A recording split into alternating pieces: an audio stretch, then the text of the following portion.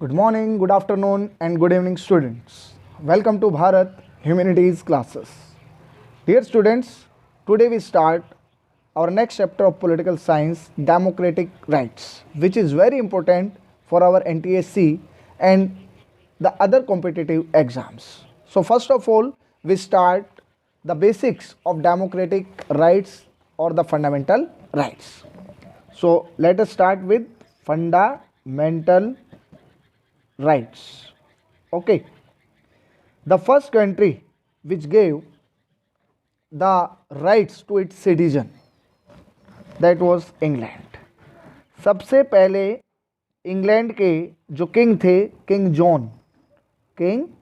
John, उन्होंने अपने जो वर्कर्स थे उनको कुछ क्या दिए थे, राइट्स दिए थे, जिसको क्या कहा गया था, Magna carta.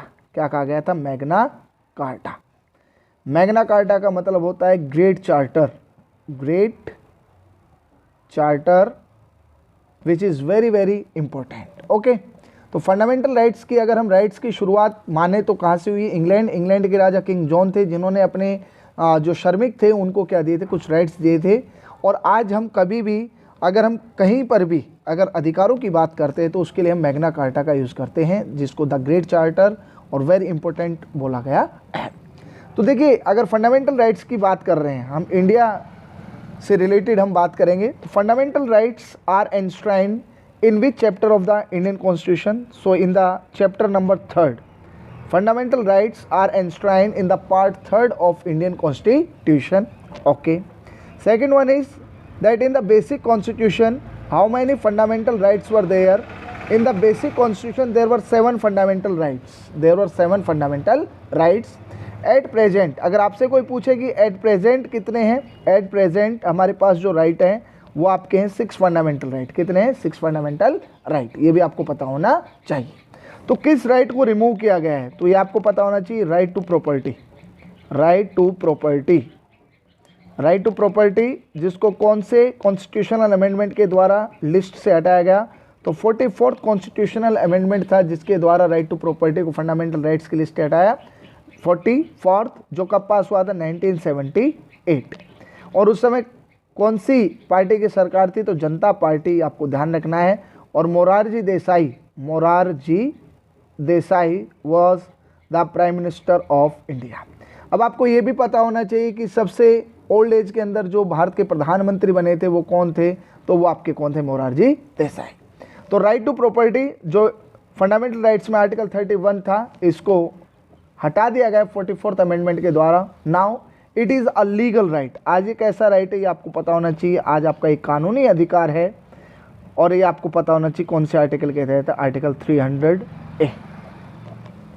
It is very important question. Okay, next आता है सोर्सेज ऑफ फंडामेंटल राइट्स. कि जो हमारे फंडामेंटल राइट्स हैं भारतीय संविधान में हमने कहाँ से लिए हैं, तो आपका आंसर हो जाएगा यूनाइटेड स्टेट्स ऑफ अमेरिका. और यूनाइटेड स्टेट्स ऑफ अमेरिका में इसको किस नाम से जाना जाता है, बिल ऑफ राइट्स के नाम से जाना जाता है. और आपको मैं बता देता हूँ कि यूएसए का जो कॉन्स्टिट्यूशन है most rigid constitution in the world है, सबसे स्मॉलेस्ट है. और यूनाइटेड स्टेट्स ऑफ अमेरिका के जो फर्स्ट अमेंडमेंट्स हुए थे 10, वो किससे रिलेटेड थे, बिल ऑफ राइट्स से क्या थे, रिलेटेड थे. ये भी आपको क्या रखना है, ध्यान रखना है. Okay, fundamental rights are enshrined in which articles of the Indian constitution. अगर आपसे पूछ लिया जाए भारत संविधान के किन अनुच्छेदों के अंदर मौलिक अधिकारों का वर्णन, तो आपका आंसर होगा 12 से 35 तक हमारे देश के संविधान में मौलिक अधिकारों का वर्णन है. ये भी आपको पता होना चाहिए. भारत के किस पार्ट को, संविधान के किस पार्ट को मैग्ना कार्टा कहा जाता है, तो आपका आंसर हो जाएगा चैप्टर नंबर 3, क्योंकि उसके अंदर हमारे मौलिक अधिकारों का क्या है, वर्णन है. ये भी आपको पता होना चाहिए. ये फंडामेंटल राइट्स होते क्या है, एक्चुअली राइट्स क्या है, राइट्स रीजनेबल क्लेम्स होते हैं over a society, over fellow beings और ओवर द गवर्नमेंट, उनको हम राइट्स कहते हैं. But these rights are very important for the all round development of a citizen and the sources of this rights are constitution. देखिए, ये जो अधिकार हमें कहाँ से मिल रहे हैं, हमारे संविधान से मिल रहे हैं, इसलिए इनको क्या कहा जाता है, कॉन्स्टिट्यूशनल राइट्स कहा जाता है. फंडामेंटल किस लिए, बिकॉज कोई भी डेमोक्रेटिक कंट्री है वो अपने नागरिकों का जो ऑलराउंड डेवलपमेंट करता है वो किनके द्वारा करता है, वो फंडामेंटल राइट्स के द्वारा ही करता है. तो एट प्रेजेंट हमारे पास जो राइट्स हैं मैं उनका थोड़ा सा बेसिक्स आपको बता देता हूँ। फर्स्ट है आपका जैसे राइट टू इक्वेलिटी, समानता का अधिकार जिसको हम कहते हैं, ये आर्टिकल 14 से और आर्टिकल 18 तक है, ये आपको ध्यान रखना है। एक बार मैं इसको डिटेल में डिफाइन कर देता हूँ। आर्टिकल 14 क्या कहता है, ध्यान से देखना है, रूल ऑफ लॉ। आर्टिकल 14 कहता है nobody is above the law, everyone is equal before the eyes of law, कानून का शासन, अनुच्छेद 14। अनुच्छेद 15 कहता है there shall be no discrimination on the basis of caste, colour, religion etcetera. कानून किसी के साथ जाति, धर्म, लिंग के आधार पर भेदभाव नहीं करेगा। ये कौन सा आर्टिकल कहता है, आर्टिकल 15। आर्टिकल 16 भी क्या कहता है, आर्टिकल 16 इक्वल अपॉर्चुनिटी देता है, equal opportunity in public affairs, equal opportunity in public affairs. लोक नियोजन के अवसरों में समानता कौन देता है, ये आपका आर्टिकल 16 देता है। नेक्स्ट आता है article 17, very very important question है, end of untouchability, end of untouchability. देखिए एंशिएंट इंडिया में क्या था, एंशिएंट इंडिया में ऑक्यूपेशन के बेस पर, ऑक्यूपेशन के बेस पर आपको ये ध्यान रखना है, 4 वर्ण होते थे, ब्राह्मण, क्षत्रिय, वैश्य और शूद्र। ब्राह्मण टीचिंग कराते थे, पढ़ाते थे, शिक्षा का दान करते थे, क्षत्रिय युद्ध लड़ते थे, शासन करते थे, वैश्य ट्रेड करते थे और ये सर्विस देते थे। ठीक है, अगर क्वेश्चन आ जाए कि which persons in Indian society were faced the problem of untouchability, तो आपका आंसर होगा शूद्र। और शूद्र कौन थे, एससीज एंड एसटीज, ये आपको ध्यान रखना है। Schedule caste and schedule tribes जो लोग थे वो सबसे ज़्यादा सफ़र करते थे by the problem of untouchability, कि उनको छूना तक क्या माना जाता था, पाप माना जाता था। और इस जो सोशल एविल का अंत किया गया है वो इंपॉर्टेंट आर्टिकल 17 से किया गया है। नेक्स्ट आता है आर्टिकल 18 जिसके द्वारा कहा गया and of titles. And of titles ये भी आपको क्या रखना है, ध्यान रखना है। पहले अंग्रेज या दूसरे लोग भारतीय नागरिकों को क्या देते थे, कुछ टाइटल्स देते थे, जैसे राव साहब, राय बहादुर। बट आर्टिकल 18 अब प्रोहिबिट करता है, लोगों को रोकता है कि आप विदाउट गवर्नमेंट परमिशन आप कोई भी क्या नहीं ले सकते हैं, कोई भी आप टाइटल नहीं ले सकते हैं। बट एक फैक्ट ये भी है कि भारत की जो सरकार है, भारत सरकार है, इंडियन गवर्नमेंट, वो भारत रत्न हो गया, पद्म विभूषण, पद्म भूषण, ये सारे पुरस्कार कौन से आर्टिकल के तहत देती है, article 18। So this is your first right to equality which start from article 14 to article 18। Article 14 rule of law, 15 no discrimination on the basis of caste, colour, religion, 16 equal opportunity in public affair, 17 end of untouchability and 18 end of titles. Next जो right आता है वो है right to freedom या right to liberty. Right to freedom is very very important which start from article 19 to article 22। 19 से 22 अनुच्छेद तक स्वतंत्रता का अधिकार है। अब आर्टिकल 19 जो है इसके अंदर 6 फंडामेंटल फ्रीडम्स है, ये आपको क्या रखना है, ध्यान रखना है। कौन सा अनुच्छेद 6 स्वतंत्रताओं का समूह है, तो आर्टिकल 19, जिसमें फर्स्ट आता है right to speech and expression. 19A जो है वो आपका क्या हो जाएगा, right to speech and expression, next है right to reside in any part of the country. आप भारत के किसी भी हिस्से में क्या कर सकते हैं, रह सकते हैं, निवास कर सकते हैं। Right to move throughout the country, आप किसी भी हिस्से में घूम सकते हैं। Right to practise any profession, आप किसी भी व्यवसाय को चुन सकते हैं। Right to form association and union, and the next and the last that is that right to assemble peacefully, आप इकट्ठे तो हो सकते हैं लेकिन शांतिपूर्ण तरीके से हो सकते हैं।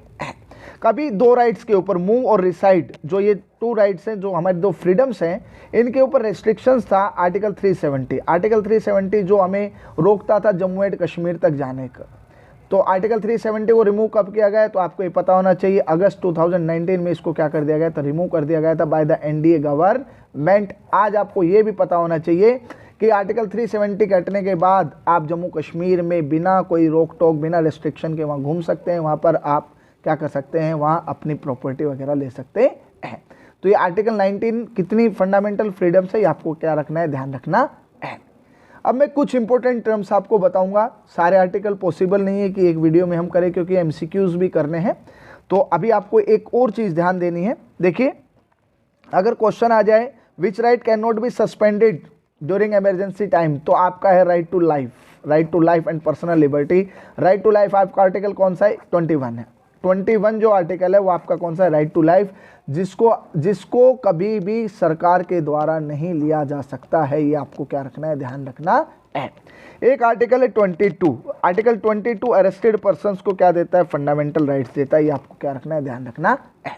इसके बाद आता है right to against exploitation. Right to against exploitation, इसको मैं शॉर्ट वे से बता देता हूँ। शोषण के विरुद्ध अधिकार, इसमें दो ही आर्टिकल है, 23 और 24।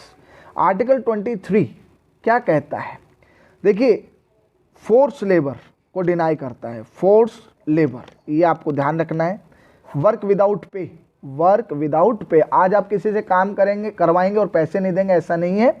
ये उसका अपना क्या है? राइट है कि वो अपना शोषण रोक सकता है, कि किसी भी बंदे को आप काम कराते हैं तो उसको पैसा देना पड़ेगा। एक है आपका ह्यूमन ट्रैफिकिंग। ह्यूमन ट्रैफिकिंग को क्या किया गया? बैन किया गया article 23, sale and purchase of human body for immoral purposes. ये भी आपको क्या रखना है? ध्यान रखना है। आर्टिकल 24 की अगर हम बात करें तो below 14 years of age child, आप 14 साल से कम बच्चे को क्या नहीं करा सकते हैं? आप क्या नहीं करा सकते हैं? आप कोई भी काम नहीं करा सकते हैं किसी भी हैजर्ड्स कंडीशन के अंदर।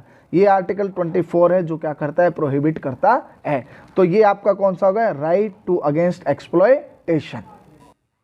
नेक्स्ट है आपका right to freedom of religion, जो आर्टिकल 25 से 28 है। फिर है कल्चरल एंड एजुकेशनल राइट, जो आर्टिकल 29 से आर्टिकल 30 तक है।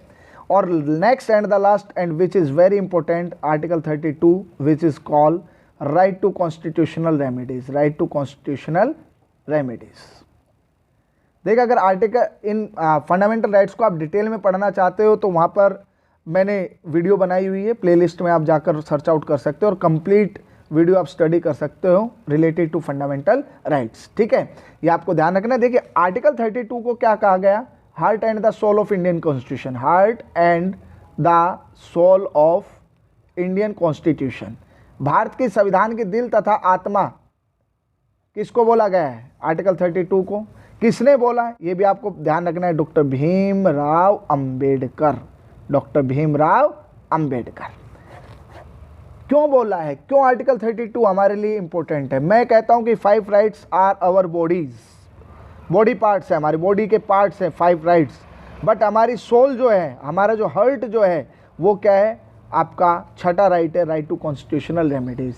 If someone and the government try to violate our fundamental rights, अगर कोई भी व्यक्ति हमारे अधिकारों को हमसे छीनने का प्रयास करता है, then we have right to move into supreme court as well as in the high courts.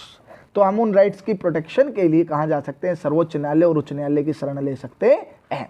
Supreme court आपका कहाँ पर है? न्यू दिल्ली में। हाई कोर्ट्स आपके कितने? 25 है। ठीक है, it is the prime responsibility of our judiciary system to protect our fundamental rights, issued by which writs? Issued by 5 writs। 5 writs जारी कर सकता है। like for example आपका habeas corpus। habeas corpus, habeas corpus एक Latin word है जिसका मतलब होता है you may have the body, you may have the body। if someone is illegally detained by the police, then the Supreme Court and the High Courts can give order to represent that body before me by which writ? By habeas corpus। इसके अलावा writ of prohibition है, writ of quo warranto है, writ of mandamus है, writ of certiorari है। वो का भी next video के अंदर हम उनका डिटेल में क्या करेंगे? डिस्कशन करेंगे। तो ये जो 6 फंडामेंटल राइट्स है, इनका कुछ बेसिक्स मैंने अभी आपको बता दिया। अब इससे रिलेटेड इंपॉर्टेंट क्वेश्चंस को हम यहाँ पर क्या करने वाले हैं? डिस्कस करने वाले हैं। So let us start. Question number 1 is when the law applied to all in the same manner regardless of a person's status, this is called the rule of। तो यहाँ पर आपका आंसर हो जाएगा रूल ऑफ लॉ, कि कोई भी व्यक्ति चाहे उसका कोई भी स्टेटस है लेकिन वो कानून के समक्ष क्या है? बराबर है। तो इसको हम क्या कहते हैं? कानून का शासन कहते हैं। ये आपको क्या रखना है? ध्यान रखना है। नेक्स्ट क्वेश्चन है every country grant its citizen special facilities for their progress and development, what are they known as? तो आपका आंसर हो जाएगा फंडामेंटल राइट्स। कि कोई भी देश अपने नागरिकों की क्या करने के लिए? उनका डेवलपमेंट करने के लिए, उनकी पर्सनैलिटी का डेवलपमेंट करने के लिए कुछ राइट्स देता है, कुछ फैसिलिटीज़ देता है, जिसको फंडामेंटल राइट्स कहा जाता है। नेक्स्ट क्वेश्चन है the state has no religion of its own. देखिए, एक ऐसा देश, एक ऐसा राज्य जिसका अपना कोई धर्म नहीं है, कोई राज धर्म नहीं है, उसको हम कहते हैं सेकुलर। क्या कहते हैं? सेकुलर। अब यहाँ पर जितनी टर्म्स है उसको समझ लीजिए। रिपब्लिक का मतलब होता है the head of the state is an elected person. Who is the head of the state? The president, and he is an elected person, he is not on hereditary post. That's the reason India is called a republic. Bharat को गणराज्य इसलिए कहा जाता है कि राष्ट्रपति यहाँ निर्वाचित व्यक्ति होता है। नेक्स्ट आता है सोवरियन, जिसको हिंदी में कहते हैं संप्रभुता। What does it mean? It means that you Indian, you all are free to take your decision. It means that our country's government is free to take its decision without any internal or external pressure. That is known as sovereignty. Secularism, it means no official religion of a nation or of a state. And democratic, it means rule of people. Next question, the directions which are given by court to government are known as. तो देखिए जो directions दिए जाते हैं किसके द्वारा? Court के द्वारा गवर्नमेंट को, वो मेनली क्या होता है? रिट्स होता है। क्या होता है? रिट्स। ये आपको क्या रखना है? ध्यान रखना है।